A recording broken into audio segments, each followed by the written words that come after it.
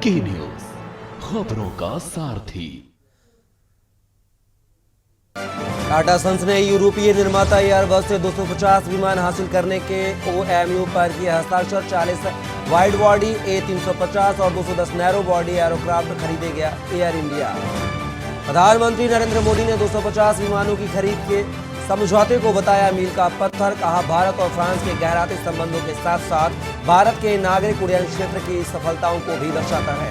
Air India और Airbus के बीच 250 aircraft की डील के दौरान प्रधानमंत्री नरेंद्र मोदी और फ्रांस के राष्ट्रपति एमेनुएल मैक्रों भी रहे मौजूद। पीएम मोदी ने इस समझौते को बताया ऐतिहासिक।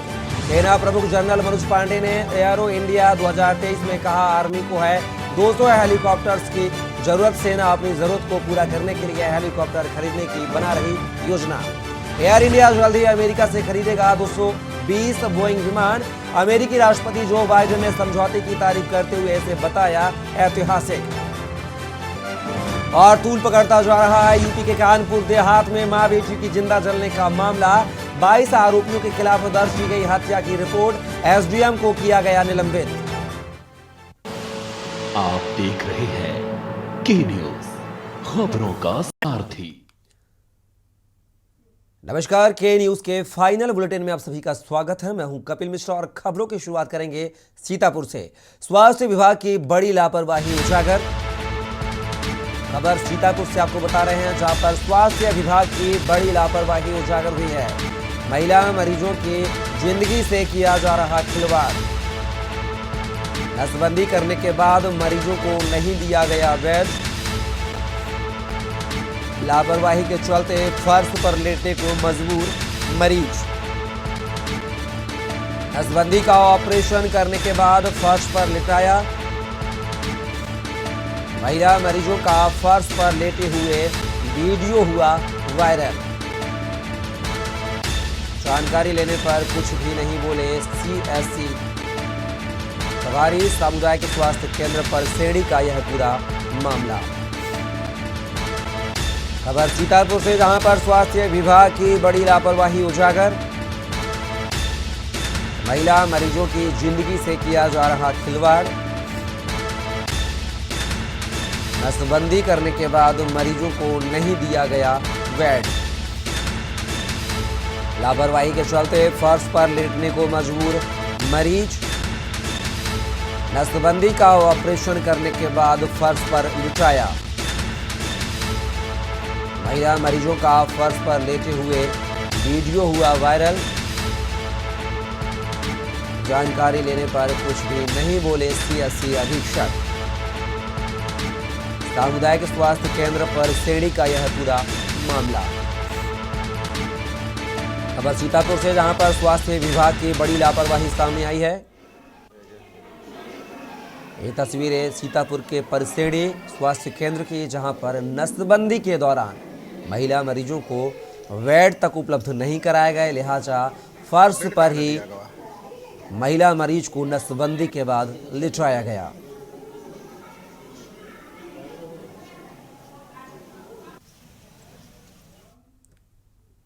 कानपुर में जेएमडी वर्ल्ड स्कूल द्वारा इंटर स्कूल स्पोर्ट्स टूर्नामेंट का आयोजन किया गया। मैनावती मार्ग स्थित स्कूल परिसर में आयोजित प्रतियोगिता में जयपुरिया, चिंटेल्स सहित 26 स्कूलों द्वारा प्रतिभाग किया गया। शहर के नामी गिरामी स्कूलों के 300 से ज्यादा छात्र छात्राओं ने विभिन्न प्रतियोगिताओं में हिस्सा लिया। बास्केटबॉल और स्केटिंग के इस अंतर विद्यालयीन प्रतियोगिता में प्रतिभागी छात्रों ने अपने बेहतर खेल का प्रदर्शन किया। 2 दिवसीय इस प्रतियोगिता के दूसरे दिन भी छात्र छात्राओं ने खेल के मैदान पर जमकर पसीना बहाया। प्रतियोगिता के दौरान सभी छात्र छात्राएं एक दूसरे से आगे निकलकर विजयी होने के लिए जूझते नजर आए। स्कूल के छात्र छात्राएं टीम भावना के साथ खेलते हुए नजर आए। सभी प्रतिभागी स्कूल के छात्रों के साथ ही उनके शिक्षक शिक्षिकाओं ने भी पहुंचकर उनका उत्साहवर्धन किया। प्रतियोगिता के पश्चात विजेताओं को स्कूल की डायरेक्टर चाहत दीक्षित ने मेडल पहनाकर और पुरस्कार देकर सम्मानित किया। जेएमडी वर्ल्ड स्कूल के प्रिंसिपल मल्लिका अरोड़ा का कहना था कि जेएमडी वर्ल्ड स्कूल में पढ़ाई के साथ ही खेल का एक अच्छा माहौल है। प्रतिभागी छात्र टीम भावना के साथ खेल रहे हैं। छात्र छात्राओं को पहले से ही बताया गया था कि जीत हार अपनी जगह है, लेकिन उम्दा खेल का प्रदर्शन ही उनकी पहचान बनाएगा। उन्होंने बताया कि 2 दिवसीय आयोजन में आज विजेताओं को पुरस्कार वितरित किए गए। जेएमडी वर्ल्ड स्कूल में 2 दिवसीय स्पोर्ट्स टूर्नामेंट अरेंज किया गया था, जिसमें 13 तारीख को प्रिलिमिनरी राउंड्स हुए और फाइनल टीम्स ने आज 14 तारीख को टूर्नामेंट प्ले करा, जिसमें बास्केटबॉल और स्केटिंग का टूर्नामेंट हुआ था। बास्केटबॉल में चिंटल स्कूल और आनंद राम जयपुरिया स्कूल्स थे जो कि फाइनल राउंड में थे। बॉयज़ की टीम में चिंटल स्कूल ने विन किया है, आज फर्स्ट आए हैं, और आनंद राम जयपुरिया सेकंड स्टैंड कर रहे हैं। गर्ल्स की टीम में आनंद राम जयपुरिया की टीम फर्स्ट आई है और चिंटल्स की टीम सेकंड रही है। बेस्ट प्लेयर अपने चिंटल स्कूल से हैं विशाल सिंह बॉयज़ में, और गर्ल्स में बेस्ट प्लेयर है अविका गुप्ता फ्रॉम सेठ आनंद राम जयपुरिया स्कूल कैंट। बच्चों का उत्साह किस तरीके से बढ़ाया जा रहा है? वैसे तो काफ़ी एक्साइटेड है। बच्चों को जब एक बहुत अच्छा प्ले एनवायरनमेंट मिलता है और बहुत अच्छी संगत मिलती है, बहुत अच्छा एक कंपटीशन मिलता है, so that is how they learn and that is what we could see over here, that they had a very fine competition and the children participated enthusiastically with the good environment, with the positive environment that they had and with the positive team spirit also. So all the teams that were participating were very enthusiastic and सब teams ने अपना best दिया game. हम लोग सब ने game watch किया और बहुत अच्छा लगा, बहुत ही अच्छा पार्टिसिपेशन था सारी टीम्स का। अपर मुख्य सचिव राधा रतूड़ी ने सचिवालय देहरादून में प्रेस वार्ता की, जिसमें उन्होंने कहा कि धामी सरकार का नकल विरोधी कानून देश के सबसे कठोरतम कानूनों में से एक है।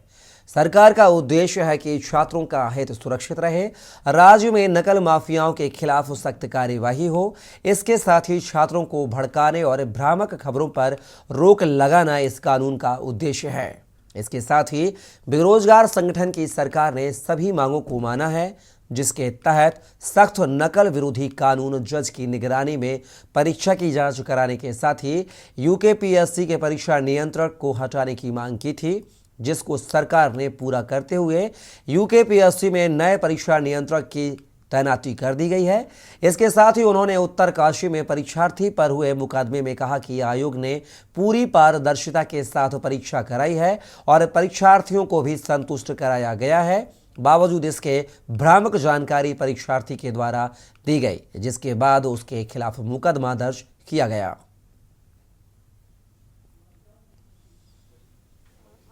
ये बहुत इसमें स्पष्ट है। अगर नकल विरोधी कानून का आप अगर उसका नाम भी अगर आप देखेंगे तो इसका जो 11 फरवरी से लागू हो गया है, और 11 फरवरी 2023 से उत्तराखंड प्रतियोगी परीक्षा, फिर ब्रैकेट में है भर्ती में अनुचित साधनों की रोकथाम व निवारण के उपाय अध्यादेश 2023। तो ये कानून ही बना है प्रतियोगी परीक्षाओं में अनुचित साधनों को रोकने के लिए। तो अन्य किसी परीक्षा पे ये लागू नहीं होगा। ये सिर्फ प्रतियोगी परीक्षाएं, जो कम्पिटिटिव एग्जाम्स होते हैं, चाहे लोक सेवा आयोग कराए, चाहे अधीनस्थ सेवा आयोग कराए या चिकित्सा चयन बोर्ड कराए, कोई भी प्रतियोगी परीक्षा जो नौकरी के लिए जो परीक्षा होती है उस पर। तहसील सदर के विकासखंड भोजीपुरा स्थित बिलवा फार्म में 45 किसानों के साथ उन्हें प्राकृतिक खेती के बारे में व्यावहारिक प्रशिक्षण दिलाने तथा पूर्व से प्राकृतिक खेती में लगे किसानों के अनुभव को साझा कराने के लिए शिवाकांत द्विवेदी जिलाधिकारी बरेली व जगमोहन मुख्य विकास अधिकारी बरेली, दीदार सिंह उप कृषि निदेशक एवं श्री पुनीत पाठक जिला उद्यान अधिकारी तथा उनके विभागीय अधिकारियों के साथ सर्वप्रथम तहसील मीरगंज के ग्राम नवादिया में किसानों के द्वारा की गई गेहूं की फसल देखी गई। किसान सत्यपाल महाराज द्वारा यह बताया गया कि उनके द्वारा पिछले 3 वर्षों से किसी प्रकार का कोई भी केमिकल फर्टिलाइजर व केमिकल पेस्टिसाइड्स का इस्तेमाल नहीं किया गया। गाय के गोबर व मूत्र से खेती की जा रही है। उन्होंने यह भी बताया कि फसलों की उपज में कोई अंतर नहीं है। किसान सत्यपाल महाराज द्वारा खिरका गांव में वर्मी कंपोस्ट खाद व गन्ने का बीज तैयार किया जा रहा है, जिसको किसानों द्वारा देखा गया है। इसके उपरांत पूरी टीम जिलाधिकारी व मुख्य विकास अधिकारी के नेतृत्व में किसानों के साथ अन्य गांव में बस द्वारा भ्रमण किया गया। बरेली में प्राकृतिक कृषि को लेकर 45 किसानों को जो है वो ट्रेंड किया गया है और किस प्रकार की प्राकृतिक कृषि के बारे में उनको ट्रेंड किया गया है, इस बारे में हम मौजूद हैं जिलाधिकारी महोदय के साथ। आइए उनसे जानते हैं कि किस प्रकार से किसानों को ट्रेंड किया गया है और क्या इस ट्रेंड करने का मकसद है। सर देखिए, गो आधारित कृषि जिसे प्राकृतिक कृषि कहा जाता है, इसको प्रमोट करने के लिए जनपद में लगातार प्रयास किया जा रहा है। गाय हमारे लिए बहुत ही महत्वपूर्ण, हमारी कल्चर में बहुत महत्वपूर्ण स्थान है गाय का। देसी गाय खास करके उसके गोबर और गोमूत्र से ही पूरी खेती की जा सकती है। यह अब इस समय स्थापित हो चुका है, सिद्ध हो चुका है। गाय के गोबर और गोमूत्र से देश के जाने माने उद्योगपति अडानी के शेयर गिरने से बड़ी संख्या में लोगों को नुकसान हुआ है, जिसमें एसबीआई बैंक और एलआईसी भी शामिल है। इसे लेकर कांग्रेस पार्टी ने भारतीय जनता पार्टी मोदी सरकार पर जमकर निशाना साधा। जेपीसी से जांच कराए जाने की मांग को लेकर युवा कांग्रेस पूरे प्रदेश में आंदोलन कर रही है। इसी कड़ी में जिला कोरबा युवा कांग्रेस द्वारा सुभाष चौक से कलेक्ट्रेट तक मार्च कर रैली निकाली गई और जिला प्रशासन को राष्ट्रपति के नाम ज्ञापन सौंपकर कार्यवाही की मांग की गई।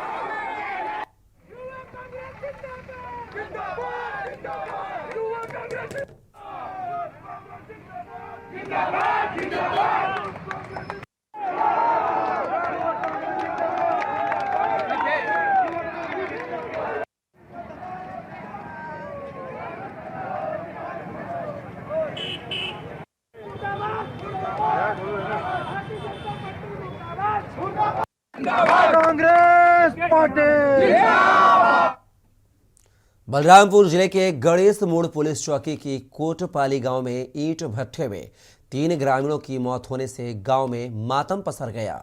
घटना की सूचना मिलते ही अतिरिक्त पुलिस अधीक्षक पुलिस बल के साथ मौके पर पहुंचे। पुलिस मामले की जांच में जुट गई। बताया जा रहा है कि सभी मृतक आपस में रिश्तेदार हैं। लगभग रात 9 बजे खाना खाकर सभी ईंट भट्टे के ऊपर जाकर सो गए थे। घटना की जानकारी मिलते ही जिले के अतिरिक्त पुलिस अधीक्षक सुशील नायक घटनास्थल पर पहुंचे।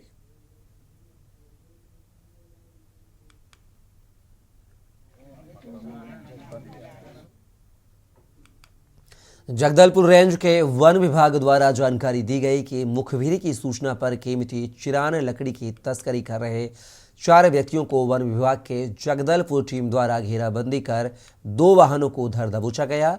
रेंज के अधिकारी ने जानकारी देते हुए बताया कि स्टाफ के द्वारा सूचना पर हमने बगनारस ग्राम में टीम घटनास्थल पर भेजी और तस्करों को धर दबोचा।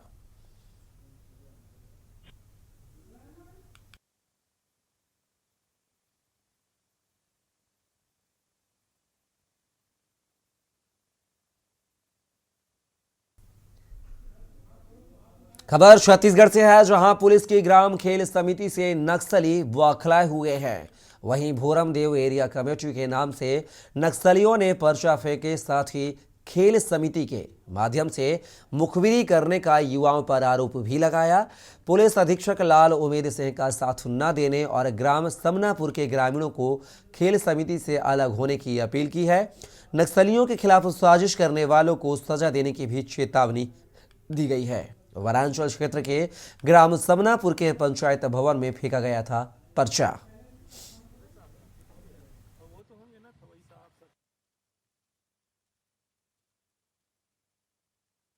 सबसे ज्यादा परेशानी कुआं पानी आता है। देखो टैंकर लाइट गोल हो जाती है तो टैंकर से आती है। अब इसमें कितने आदमी है, और वो तो होंगे ना वही साहब सब। सबसे ज़्यादा परेशानी कुआं पानी आता है। देखो टैंकर लाइट गोल हो जाती है तो टैंकर से आती है। अब इसमें कितने आदमी है,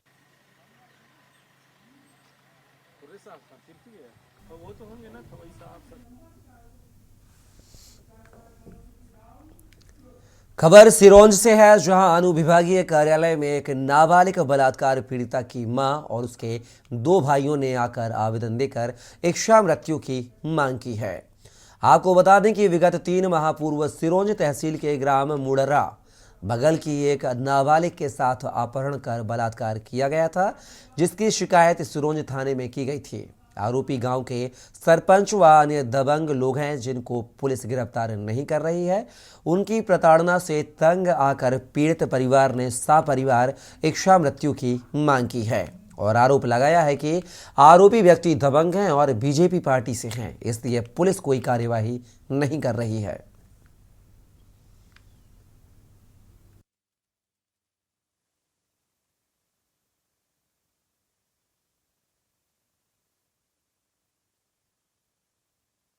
शिवराज सिंह जी बोलते हैं हम गरीबों के साथ नहीं है ना, उसका बड़े बड़े आदमी से पैसे लेते हैं, जो करते हैं उसके साथ है। हमारे गरीब गुरबन की सुनते ही नहीं है और अपन को सुना के कह देते हैं नहीं, गरीबों को कुछ होएगा तो ऐसा करना, फांसी को सजा देना।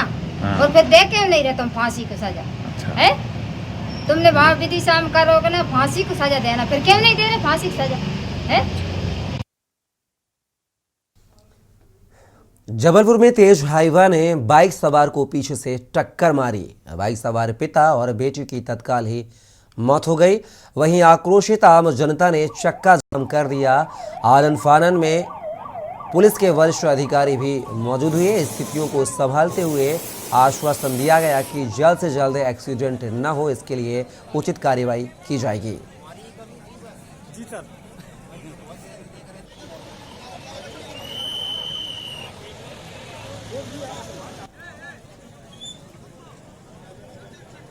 अगली क्रिया बाईपास के बाद आज माड़ोताल थाना क्षेत्र अंतर्गत एक हाईवा और एक बाइक के बीच में एक्सीडेंट हुआ, जिसमें बाइक में सवार 3 लोगों में से 2 की मृत्यु हो गई है और एक जो घायल है वो अभी भी खतरे से बाहर है, उनको ज़्यादा चोट नहीं है। जिस संबंध में लेकर स्थानीय जन द्वारा यहाँ पे एक ओवरब्रिज या अंडर ब्रिज की मांग को लेकर यहाँ पे प्रशासनिक अधिकारियों से मांग की गई। अब स्थिति सामान्य है और ट्रैफिक सुचारू रूप से चल रहा है। जानकारी मिली थी कि हाईवा से कुछ एक बच्चा है और एक उसका पिता है, वो एक्सीडेंट में खत्म हुए हैं, कुछ घायल हैं और उसी बात से लेकर आक्रोशित होकर यहाँ के स्थानीय लोगों ने ये चक्का जाम किया हुआ था और उनकी मांग थी कि किसी भी कंडीशन में ये यहाँ पर होने वाले एक्सीडेंट को रोका जाए। ये उनकी बिल्कुल 100% जायज़ मांग है और इसके लिए मेरे द्वारा भी NHI के जो शीर्ष अधिकारी हैं उनसे बात की गई है। LNT के अधिकारी भी यहाँ पर आ रहे हैं, ट्रैफिक पुलिस के अधिकारियों से भी बात हुई है और ये उन्होंने बताया कि फ्लाईओवर यहाँ से प्रस्तावित है, यथाशीघ्र बनाया जाएगा और तब तक के लिए जो भी बेस्ट व्यवस्था होगी वो यहाँ पे रोकने का पूरा प्रयास किया जाएगा। मैं स्वयं यहाँ पे खड़ा हुआ हूँ और अभी हम लोग प्रयास कर रहे हैं कि क्या टेम्परेरी क्या व्यवस्था की जाएगी, वो कार्रवाई की जाएगी। खबर चंदेरी से है, जहां तहसील अंतर्गत आने वाले ग्राम हिरावल में, जो कि इस समय सुर्खियों में बना हुआ है, यहां पर शासकीय उचित मूल्य की दुकान के समिति प्रबंधक और सेल्समैन की मिलीभगत के चलते गरीबों के हक का राशन गोल कर दिया जाता है। लाखों का राशन घोटाला करने पर चंदेरी SDM द्वारा दुकान सील करने की कार्यवाही करने पर भी दोषियों पर कोई आपराधिक धारा न लगना समझ से परे है। जहां केंद्र सरकार और राज्य सरकार द्वारा हर गरीब को राशन मुहैया कराने हेतु प्रयास किए जा रहे हैं, वहीं राशन माफियाओं द्वारा गरीबों के निवाले पर डाका डाला जा रहा है। इस संबंध में मीडिया कर्मियों से चर्चा करते हुए अनुविभागीय अधिकारी IS निधि सिंह द्वारा कहा गया कि सेल्समैन प्रबंधक शासकीय सेवक की श्रेणी में आते हैं, उन पर 409 की धारा की कार्यवाही हेतु पत्र के माध्यम से प्रावधान डाला गया है।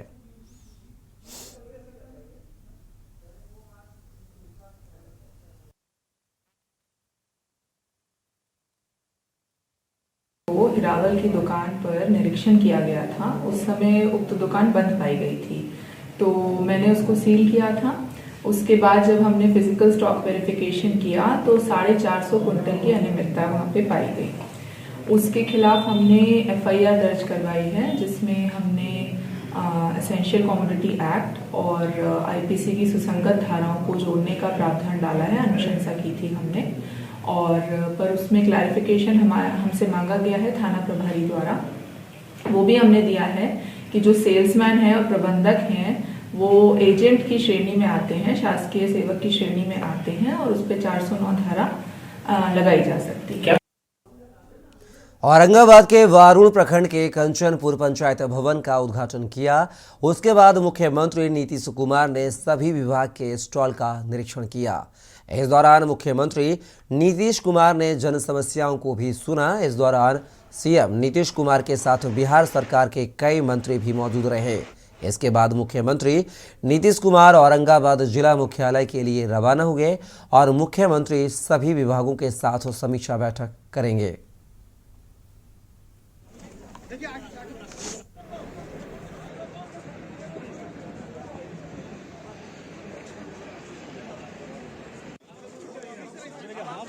हम लोग चल रहे हैं, हाथ में मोबाइल की जगह मांग रहा है।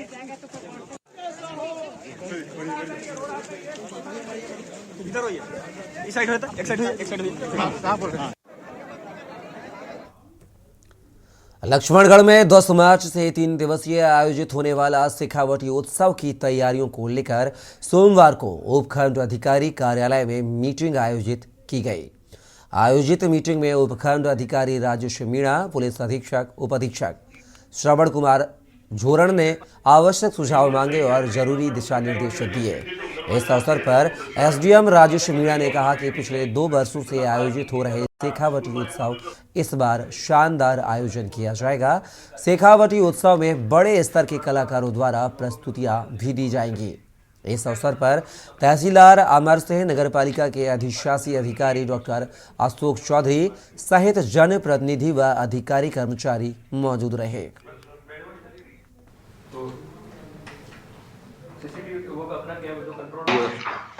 देखिए, आप सभी को विदित है कि लक्ष्मणगढ़ में गत 2 वर्ष से शेखावटी महोत्सव आयोजित हो रहा है और इस वर्ष भी 10 मार्च से लेकर 12 मार्च 2023 तक ये कार्यक्रम प्रस्तावित है।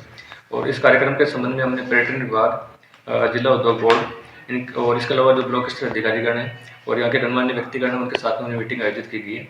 मेला सुनिश्चित तरीके से और व्यवस्थित तरीके से संपादित हो सके और विभिन्न प्रकार की जो प्रशासनिक व्यवस्थाएं हैं, यातायात व्यवस्था हो, सुरक्षा व्यवस्था, अन्य प्रकार की व्यवस्थाएं हैं। खबर जालौन से है, जहां एसओजी टीम व थाना उरई पुलिस को बड़ी सफलता हाथ लगी है। वहीं पुलिस की अपराधियों से हुई मुठभेड़ में एक बदमाश को लूट की कार सहित किया गया गिरफ्तार। आपको बता दें कि एक अवैध तमंचा भी किया है पुलिस ने बरामद।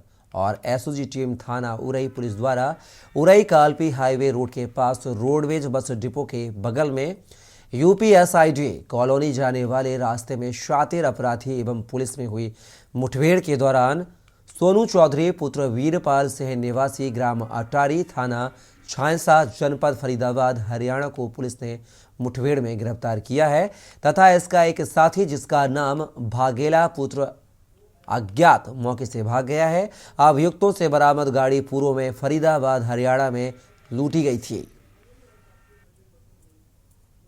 जालौन पुलिस को सूचना मिली थी कि कुछ अपराधी हैं जो बाहर प्रदेश के और अपने ज़िले में की आपराधिक घटना करने आए हैं। इस सूचना पर एसओजी इंचार्ज ने और फैक्ट्री एरिया चौकी इंचार्ज ने इस सूचना पर काम किया और इन बदमाशों की गाड़ी को रोका, उनको चेस करके रोका।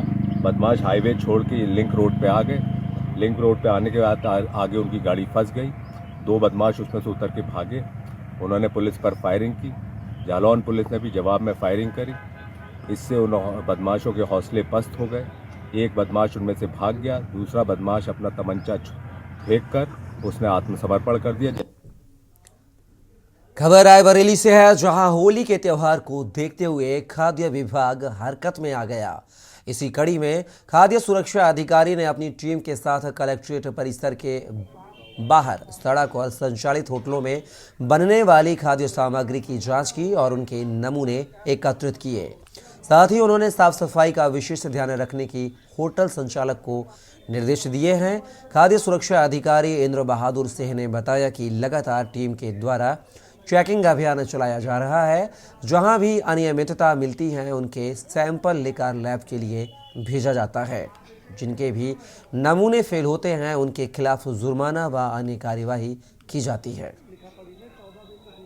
इनका रजिस्ट्रेशन लाइसेंस चेक किया जा रहा है, इनके पास रजिस्ट्रेशन पाया गया। इसके अलावा जो सावधानियां बरतनी चाहिए, जैसे छपे छपाए कागज़ में खाद्य पदार्थ रखना, बेचना और विक्रय करना दोनों परमिशनल नहीं है और उस पर जुर्माना किया जा सकता है। तो इनको जो कमियां हैं उसको बताते हुए 14 दिन की लिखित नोटिस दी जाएगी कि आप इनको सुधार लीजिए। ना सुधारने पर इनका लाइसेंस जो है निलंबित करके फिर सुधार करवाया जाएगा। अगर सुधार लेते हैं तो अपना कार्यक्रम जारी है।